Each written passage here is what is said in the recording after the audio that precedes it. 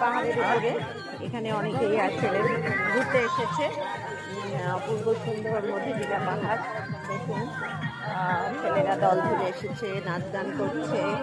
আসলে আমরা 240টা সিঁড়ি পার হয়ে এই জায়গায় 120 একবার নেমেছি, আবার আরেকটা সিঁড়ি দিয়ে উঠেছি। মোটামুটি 240টা সিঁড়ি পার হয়ে এখানে এসেছি। অপূর্ব সুন্দর আসলে।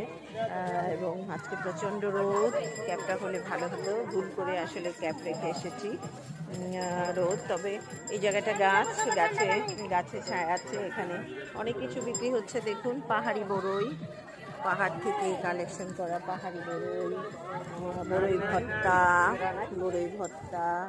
তারপরে পাহাড়ি শসা, এগুলো শরবত, এগুলো বিক্রি হচ্ছে। আসলে মানুষ ঘুরে ক্লান্ত হয়ে যায় তখন এগুলো খায়, এই আর কি। এবং সবাই ছবি তুলতে ব্যস্ত এবং খেতেও ব্যস্ত।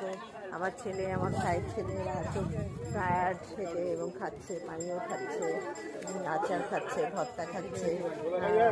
দারুণ সুন্দর আমার বাংলাদেশ। আসলে আমি নিজে ছবি তুলতে পারছি না, নিজের ভিডিও করতে পারছি না।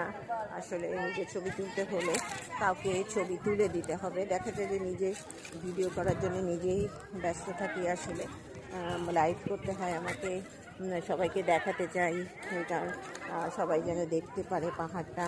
এই জন্যই আসলে মূলত চেষ্টা করি, নিজে দেখি, ভাবি অন্য একটু দেখুক। এই যে দেখুন, অপূর্ব সুন্দর মধুটিলা পাহাড়, যেটা শেরপুর জেলায় অবস্থিত।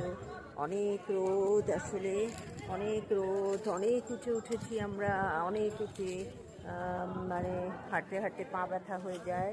একটা জায়গায় সিঁড়ির ব্যবস্থা করেছে, সেই সিঁড়ি দিয়ে নেমেছিলাম, একদম অনেক নিচুতে নেমেছিলাম, আবার সিঁড়ি বেয়ে বেয়ে উপরে উঠেছি আমরা। অপূর্ব সুন্দর আমার দেশ।